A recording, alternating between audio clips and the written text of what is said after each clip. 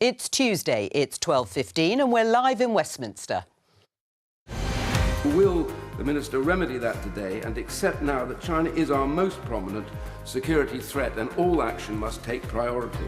When the UK's national security is at risk, we will not hesitate to use every tool at our disposal to keep our country safe.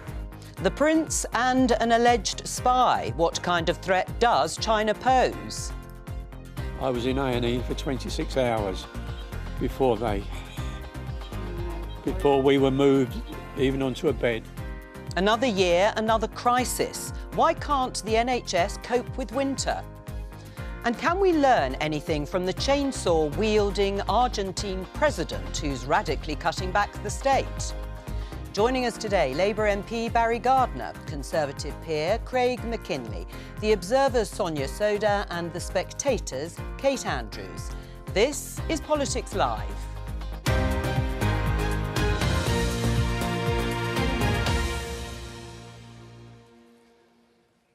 Let's start with front pages, pretty well all of them, covering the story of an alleged Chinese spy who had links with Prince Andrew, the son.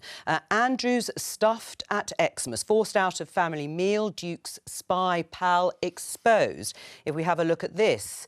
On the front page of the Daily Telegraph, spy suspect was Duke's money man, is the headline. And finally, in the Mirror, royal spy unmasked and posing the question, how many more? Well, let's talk to the BBC's political correspondent, Joe Pike, because Labour's under pressure to toughen its stance on China and been urged to put the country on a long-delayed list of countries that pose the biggest national security threats to the UK. What is this list, Joe?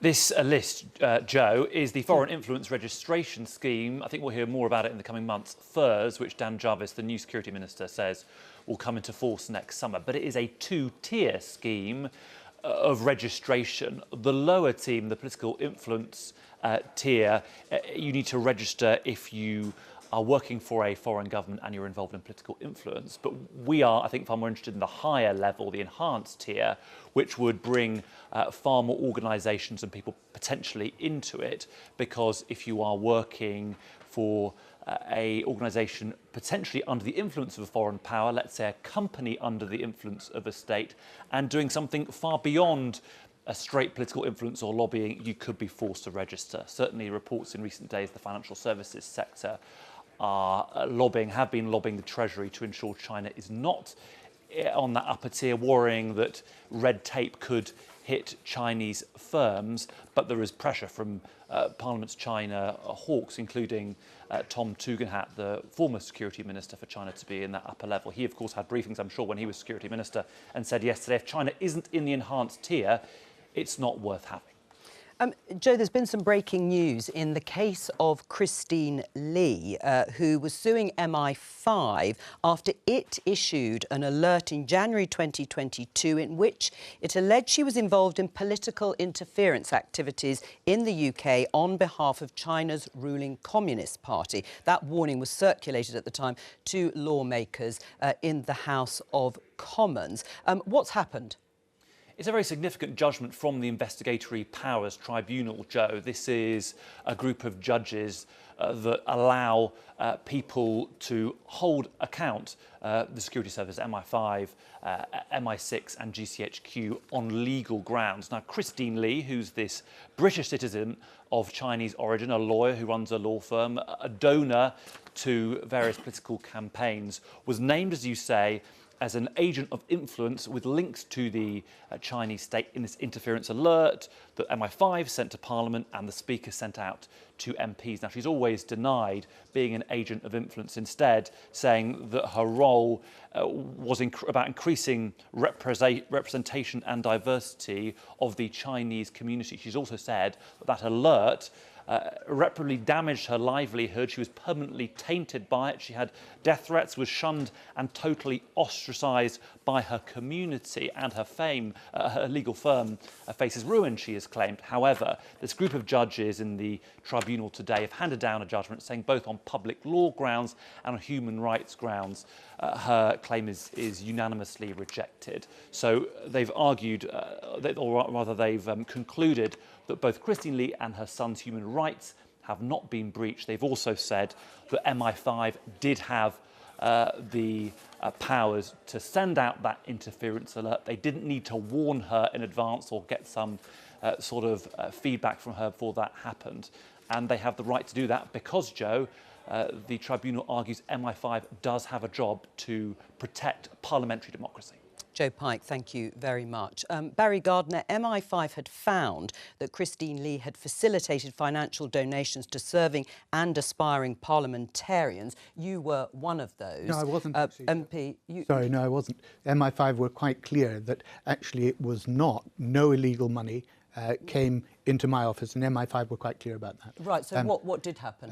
Well, what did happen was that she paid directly for people who I appointed and who had no dealings with her to work for the public good in my office. But none of that money, according to MI5, came from an illegal source. But let's focus on the issue here. Well, yes, because I want you to reflect on the case that ab- she has ab- lost. What are absolutely. your reflections on that? Well, my reflections would be that she has never been charged with any offence, unlike, for example, the conservative think tank, the China Research Group, which Tom Tugendhat and Alicia Kearns were involved with. Two of those people have actually been charged under the Official Secrets Act.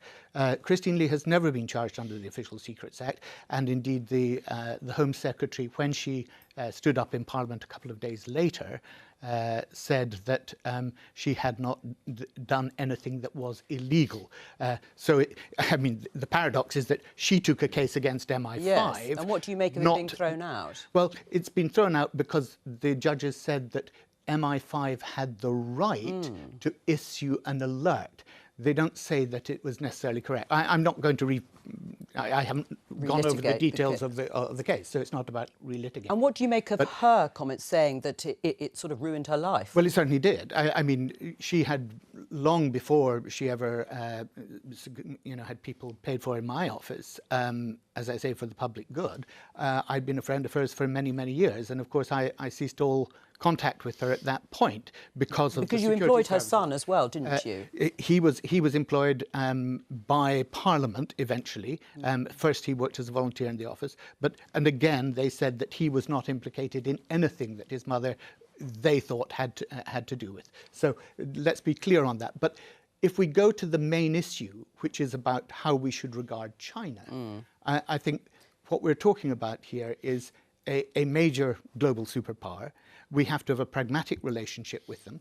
We need basically to cooperate with them where we must, that's on climate change and health, compete with them where we can on exports and trade. But should they be placed in the highest tier possible of this list? And challenge them over human rights abuses and over security. Yep. And where we believe there is a threat to national security, both the Foreign Secretary and the Prime Minister visited China and made it clear that they expect China to behave in that. Of course, and I think successive governments have, in one way or another, tried to do that. But hang on, I'll come to that. In 2015, yes, there was a rolling out of the red. It was the golden age of China under David Cameron and George Osborne. But that government would still say that they would bring human rights abuse cases. We don't know what goes on behind closed doors on these diplomatic missions and trips. But which tier should this government put China into? It should put it in whichever tier it has credible evidence it believes is being violated, and therefore they should judge the matter in a way that I don't think any of us can. They are the security services. They know, and they have to be trusted as to what is the appropriate tier. Which tier do you think China should be They should be in the highest tier, there's no doubt. I mean, listening to Barry, a small law firm comes along and pays for a load of your staff, and then you end up employing the son. Anyway, just put that aside for now. Let's talk about China today. China is a clear and present threat to Western civilization.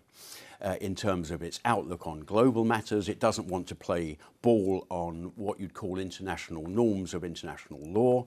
It should be in the highest level. I mean, how can you have, our Foreign Secretary recently had a meeting over in China, and we still have a number of parliamentarians in our parliament are on the sanctions list from China. And that includes Nuzgani, who's the Deputy Speaker of the House of Commons, Ian Duncan-Smith, Tom Tugendhat and others. They are on a sanctions list. Now, what on earth did David Lammy speak to the Chinese about? I would have thought that would have been the first on the agenda. You take our parliamentarians off your sanctions list.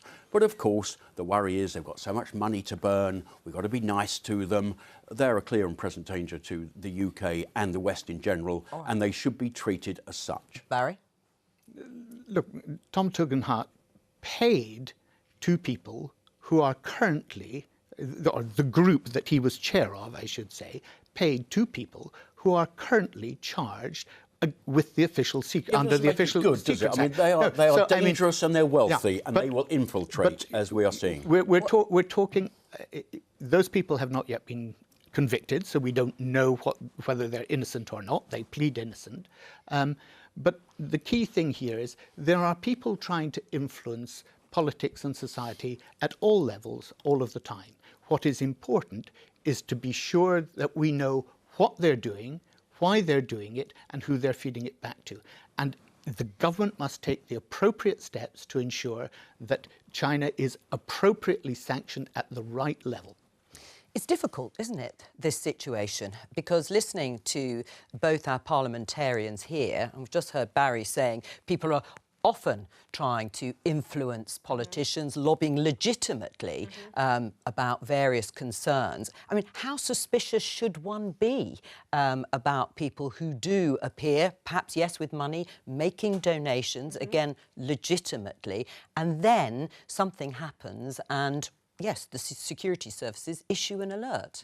Well, there's no such thing as a free lunch, I guess I would say. So when someone turns up with a lot of money, it's always good, I think, if you're a politician to ask questions. But I do think this comes back to, it's an age-old tension between economic interests and between security. I happen to agree with Tom Tugendhat. If China doesn't go into the top tier, I mean, there is sort of a question. It does beg the question, what's the point of having it? I do think that as a country, the UK has made itself more vulnerable to this tension. However, if you look at our exports, for example, the impact that Brexit has had on trade, we've made ourselves more vulnerable to needing to, be resilient with other markets, such as China, as a result. So I don't think Brexit was a good idea economically. Obviously, we don't need to relitigate that now, but also from a security perspective, it hurts us to have moved further from, in a trading perspective, from our closest neighbours who share our belief systems and our values.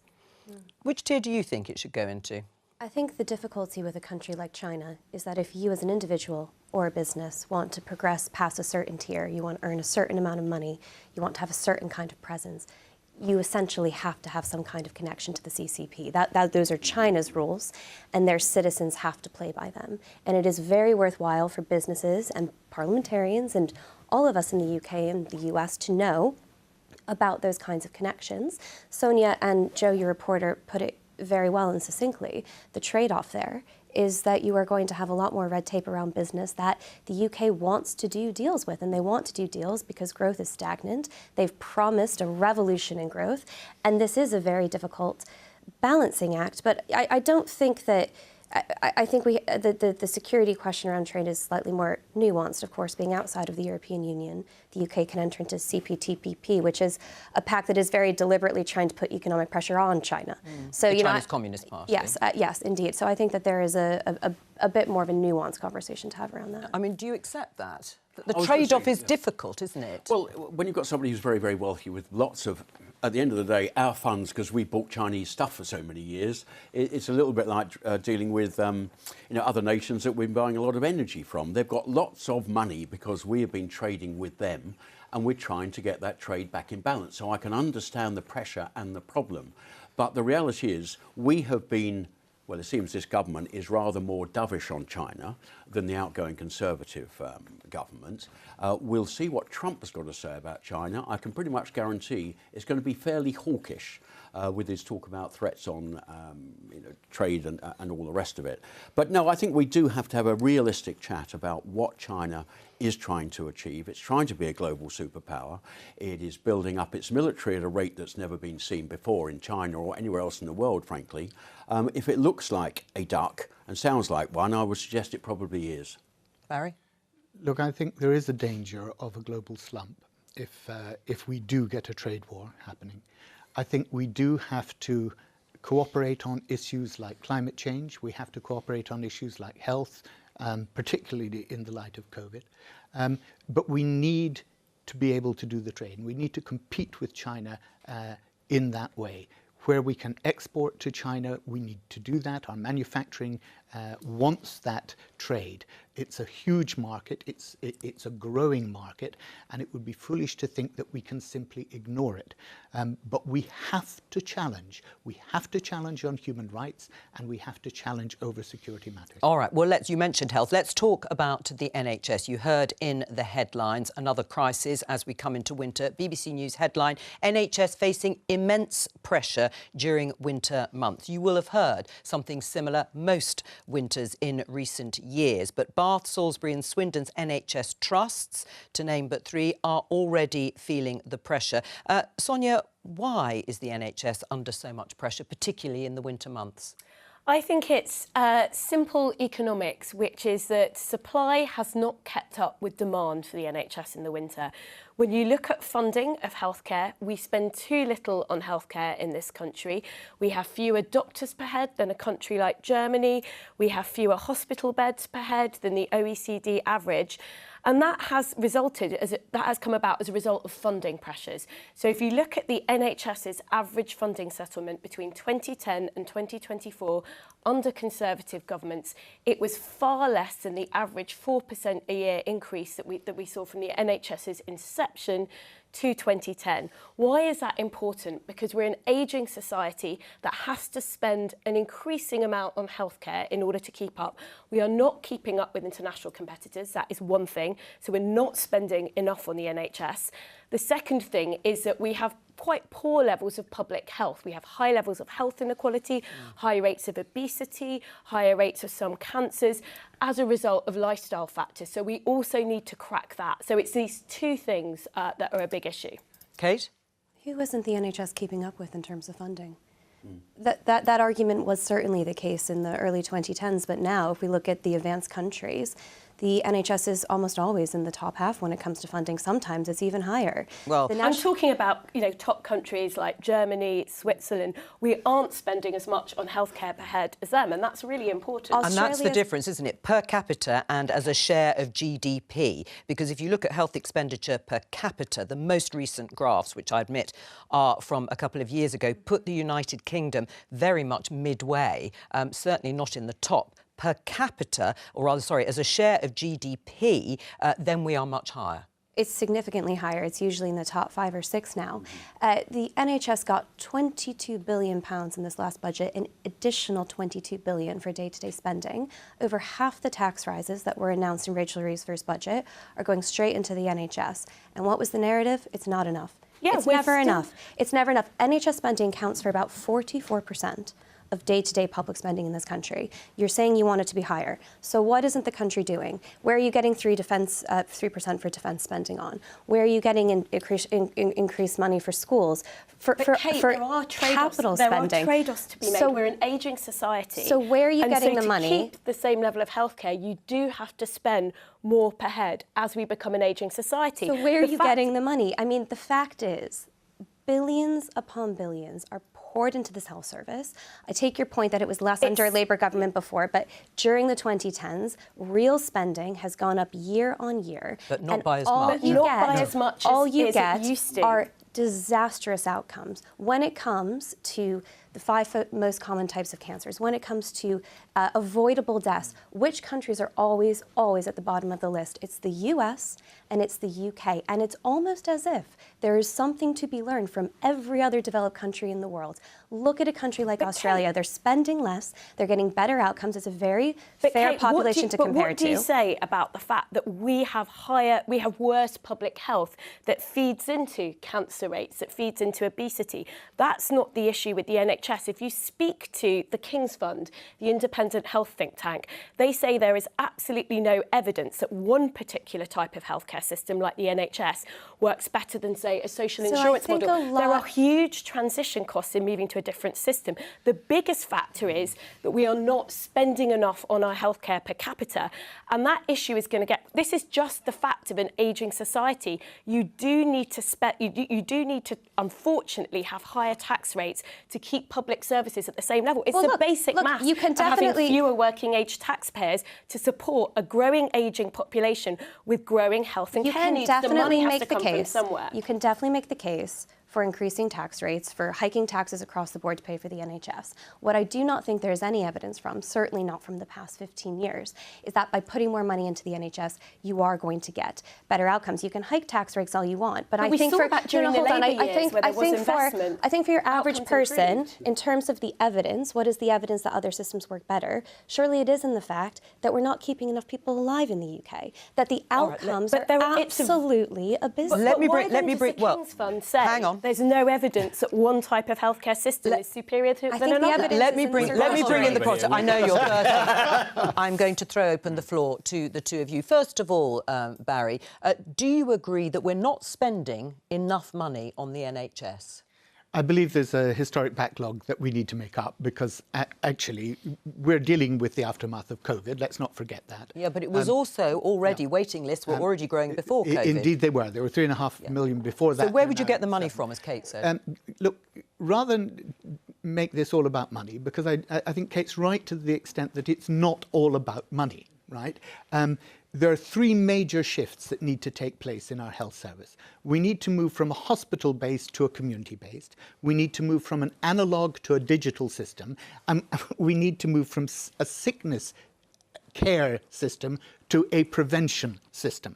And that has to be the model that actually means it's more efficient. It saves, instead of getting to the final stages of meeting a consultant when your condition has already advanced, it means that you're being treated early, and that reduces the costs. So I think the other thing, and here I just comment on the Australian system, Australia is hoovering up, or has been hoovering up, our doctors because they pay them more, and they pay them much more, and they're able to do so with a mixed system. So the first thing that it is about money. No, it's about the system. It's about the system. So the first thing we did was to settle the dispute over pay with the doctors. We're now making sure that we've got those 20,000 extra doctors retained in the health service. That's this scheme that we've put in place for the end of this year, to keep those doctors in the service rather than retiring or going off to another. Well, let me come to go. You've had a lot of recent experience, more than I ever very wanted, unfortunately,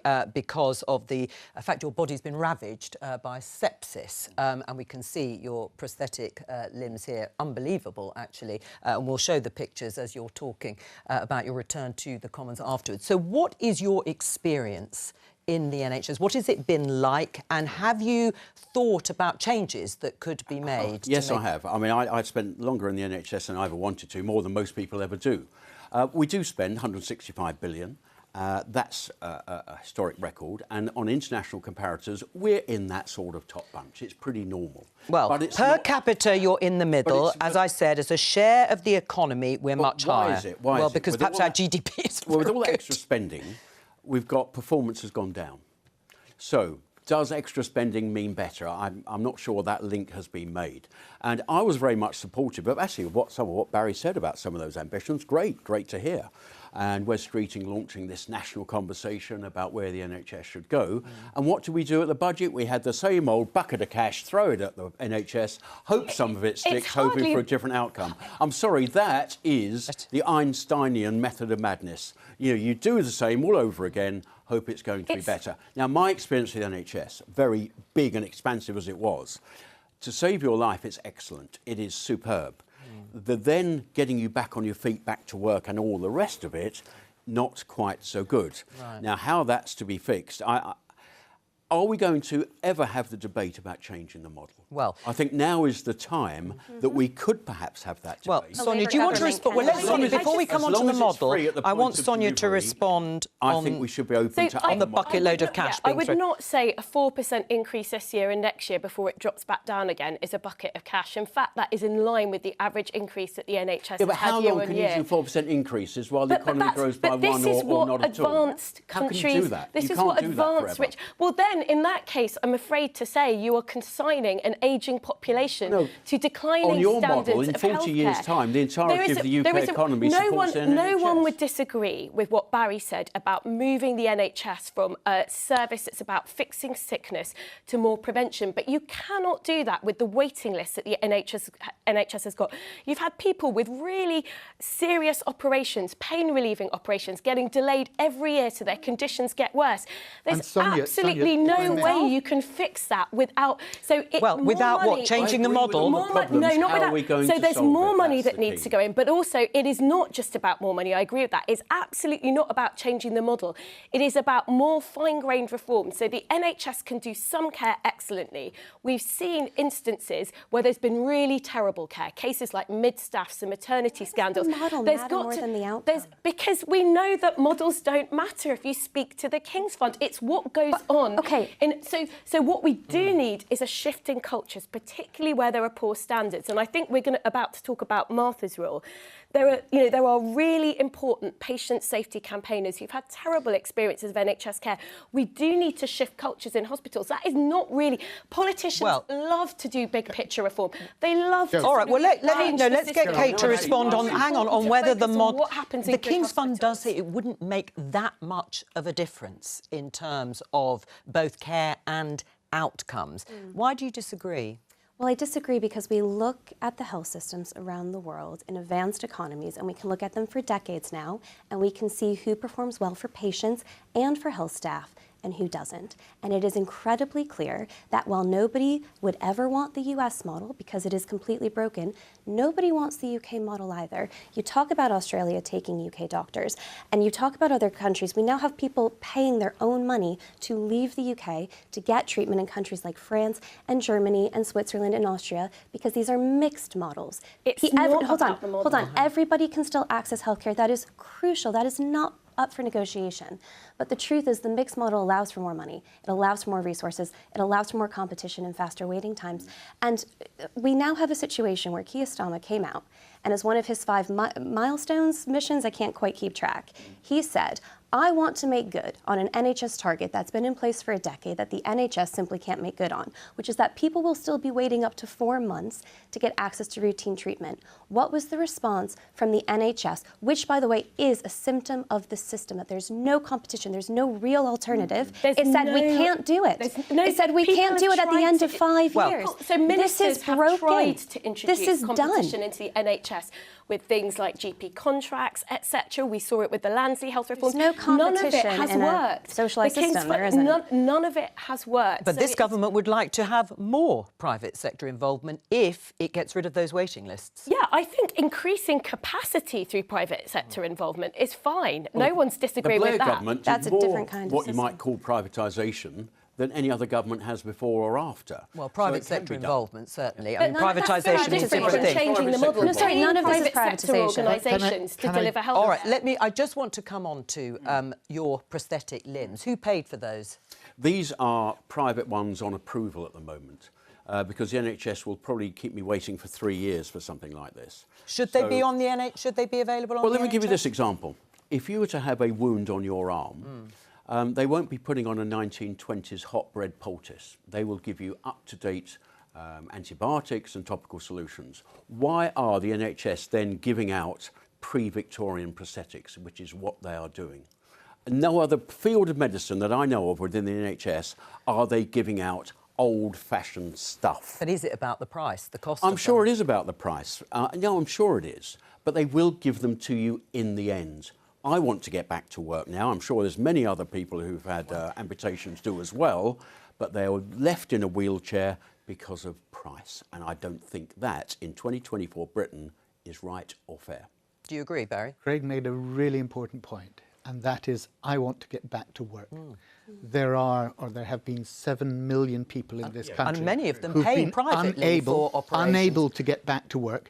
That is damaging our economy. It's making sure that we don't have the money to spend on the health service, defence and all these other areas.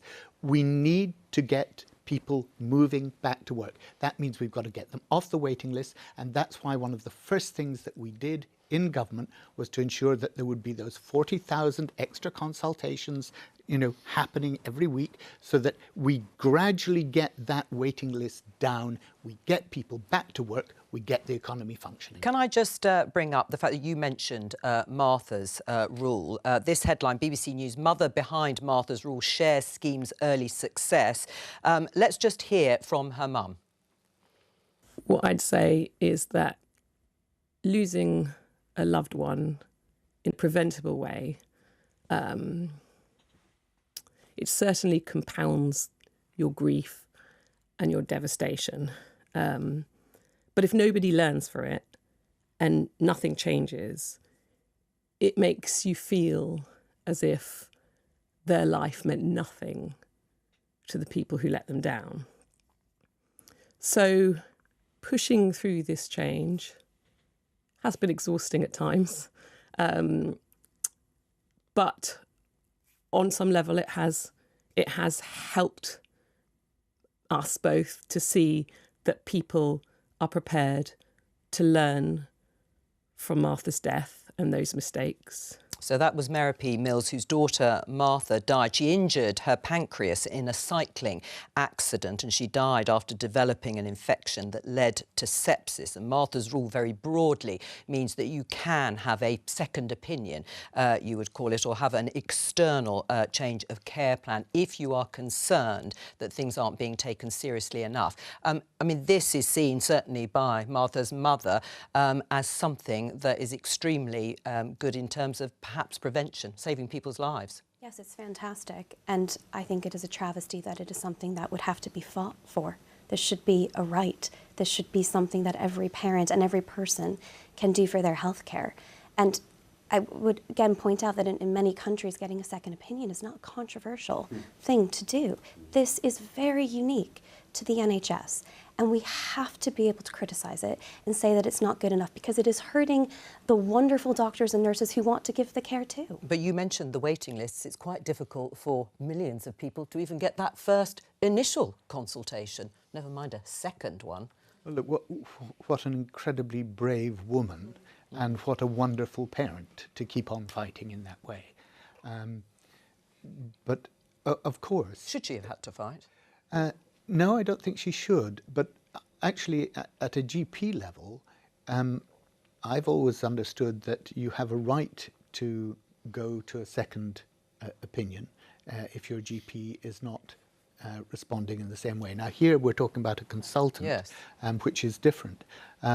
But obviously, if we can eliminate the number of deaths that are coming around from simple mistaken diagnosis, then that's something that we should welcome. And as you say, ultimately, it's about prevention and not allowing those cases to get to the stage that everybody says, oh gosh, there is a problem after all. Now it's much more difficult to fix it.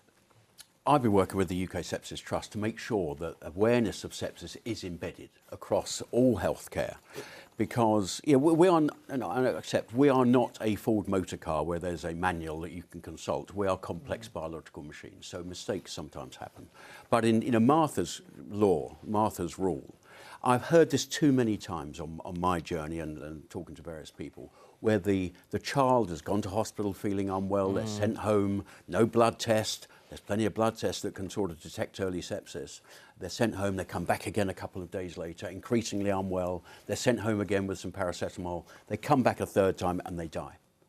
And what do the hospitals say? We've learnt lessons. I mean, how many times do we have to hear in this country, we've learnt lessons? Sepsis is so easy to detect. And it's so easy to solve. I mean, you think of the cost to the system. I don't think it would work for me because mine was so rapid, but for many people, the cost of keeping me alive for 7 months or getting me back on my feet is colossal. But for want of a few antibiotics and fluids at the right time, early on, all this could be solved. So, we're not looking for the golden bullet to stop some strange form of cancer. This is a very simple thing to find and stop. So that's what this is all about. And Merope is a colleague of mine, actually, Martha's mother, and she has fought really, really hard on this. So I want to pay real credit to her on it. There is a real issue. We know from what happened to Martha, we know from mid-staffs, we know from the maternity scandals, we know from other healthcare scandals. There are issues around the culture in some bits of the medical profession where it is very, and there have been patient safety campaigners who've been campaigning on this for, decades now, where basically within the medical profession, it becomes very difficult for doctors or nurses to raise a flag and whistleblow. And even today, when we have doctors and nurses raising concerns in the system, they get bullied out, they get treated abominably. This is not about the NHS model. This is about cultures within hospitals. And actually, patient safety campaigners have done a lot on this. They've looked, for example, at the airline industry, where there's been a real culture change, where people, and Jeremy Hunt, to his credit, don't share his politics. He was a very good health secretary on patient safety. But, the lesson from places like the airline industry is you have to change the culture. That's about management at the local level. And this may go some way in order to do that. Just very everybody goes to A&E as the first port of call because they can't go into their GP. So that makes the A&E centres overwhelmed with work, and they I think that is a major problem. Just before we move on, don't forget tomorrow we are on at the earlier time, set your alarm clock, of 11:15 to bring you Prime Minister's questions. And yes, it is the last one before Christmas. But back to today. Argentina's Libertarian President Javier Milei has now been in office for a year. You may remember on the campaign trail he made news internationally by blasting rock music and wielding a chainsaw, which he said he would take to the state. Now, since coming into office, Argentina's monthly inflation rate has dropped to 2.4%, down from 25.5% when Milei took office in December 2023. Last week, Kate, you released an interview with Milei for The Spectator. Let's just take a look. Yo entiendo al Estado como una máquina opresora, destructora de derechos, destructora de la libertad. Yo entiendo a los impuestos como un robo, al Estado como una banda criminal organizada. What do you make of his radical approach?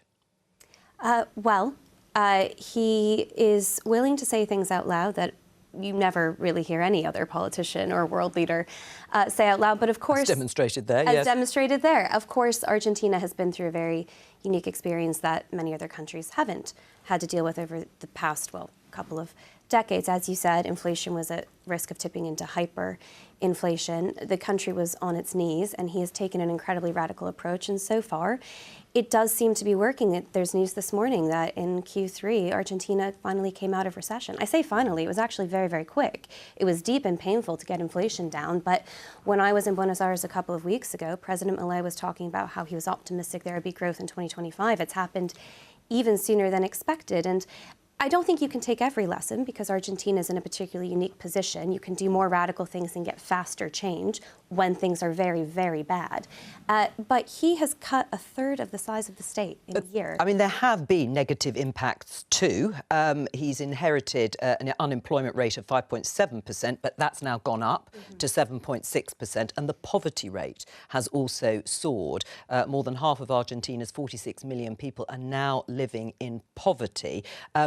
That's a high price to pay, isn't it? So on the unemployment rate, it has ticked up slightly. A lot of that is down to the fact that he has fired so far about 33,000 civil servants. He plans to bring that up to 70. There's evidence that the private sector is starting to consume them. So I think that number, the fact that it's actually not higher given the massive recession, is interesting. The poverty figure is disputed. There are different stats on this. President Milei would say that there was a lot of cover-up of the real poverty rate in the previous administration and that actually it's starting to slowly come down. It has been a painful process. He didn't lie to the country about that. This is perhaps the most interesting thing, is that he hasn't been promising people it's going to be easy to get things back on track, whereas, let's be honest, not just in the UK, but across the West, no politician wanted to tell people the truth about what was going to happen after COVID, about what things have to be paid for, about the costly nature of a lot of public policy. We saw a reckoning of incumbent governments this year in the US and the UK and elsewhere. And I think that honesty has actually given him a lot of goodwill. He is up in the polls. Well, there's no doubt that the Institute for Fiscal Studies said that there was a sort of fantasy, a fiction around both the main parties during the election campaign. But Kemi Badenoch, the Conservative leader, has said she wants a smaller state. She wants the state to do less. What do you think she should cut? I think we need to have an honest debate in the West, and that's all Western countries, about are our economies capable of generating the wealth and tax thereon, of doing all the promises that Barry and I have made and politicians generally do, especially at election time, that we will give you this free stuff, we will give you that free stuff. Now, what President Milei has done, he's trying to break that. But Kemi Badenoch said the same. She's talked about a flat rate of tax. Craig, is very attractive. Fully in favour, and I agree with that. So what would you do less of? I agree with, well, you need to, if you've got an economy that's growing, you can actually create more tax out of it. Where I think we've gone wrong, how can we possibly have a state that is consuming 45% of the national output? That is not sustainable, because what happens is if you're an entrepreneur, you'll say, I'm afraid the risk reward is no longer good enough for me to take the risk. I don't think you need to cut too much if you can grow the economy. But that's what this government's saying. The one thing I would cut, and this is a really good cut, I'd be cutting the GWP budget by getting people into work. Now, that is a good cut, and that does everybody good. Right. So that is a big focus that I encouraged on the government. But that's still not saying that the state should do less of. What should the state do less of? Paying out GWP people. Well, all right, but that's a long-term plan which this government is doing. That's what it could be doing, yes. And then we might find a bit more money for the defence at 3%, for the NHS if we want to keep throwing money at it, and many other good things. Perhaps but we've got to make a non-politicians... dynamic economy, because otherwise an entrepreneur will say, I'm not going to invest in the UK, I'm going to Argentina. Well, because Kemi Badenoch has said, and maybe she's right, that in years to come, the UK will be a welfare state, she said, with a bit of economy attached. What do you say? Well, I think one of the issues, actually, that politicians aren't talking about across the board is if we think we're in a fiscal crunch now, think about in 30, 40 years' time, the economics of an ageing society that no one talks about. They're really unfavourable in the sense that if you want to keep the level of public services the same, and I don't think there's any evidence that the British public wants schools cut back, the NHS cut back, the police cut back. But if you want to keep the same level of public services with an ageing society, taxes do have to go up. I want to make the pie bigger. But that's what this government said. Let's try to do that by cutting tax. Well, hang on. But Rachel Reid ended up getting kicked out of office. Just briefly with Barry before the end. Rachel Reid, the Chancellor, does want to make cuts, 5% of efficiency savings. If I could just put in a word here. Go on then. The speech that Kemi Badenoch made about a flat rate of tax is quite explicit. It means that for poor people, tax will go up. For rich people, tax will go down. Ironically, she made that on a stage in London, which was the set for the pantomime of Robin Hood. She got it the wrong way round. Didn't she also crucially say she has no plans to do this right now? I think that caveat probably does need to be thrown in here. It's about, Kate, as you've talked about with Milei, it's about the philosophy, isn't it? It's about what your ultimate philosophy is and how you regard the state. I don't see taxes as theft, as Milei said in your interview. I see them as the price that human beings pay for civilization and civilized society. And this is a big philosophical debate, but one of the other points points he made in the interview, is that he realizes that there are legitimate constraints on his philosophy, and then you have to be a pragmatist. He talks about Boris Johnson visiting and talking about that. And it's not about legitimate constraints on the philosophy. It's about having the right philosophy. The right philosophy. Yes. Oh my gosh! Well, that sounds a little authoritarian, frankly. That's a little Orwellian over there. Let's debate it. Let's not call it right and wrong. It's about understanding that we are a society.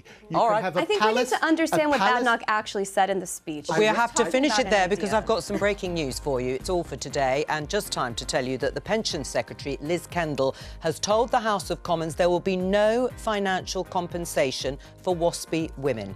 I'll be back tomorrow with more Politics Live. We'll be discussing it then at 11:15. Bye-bye.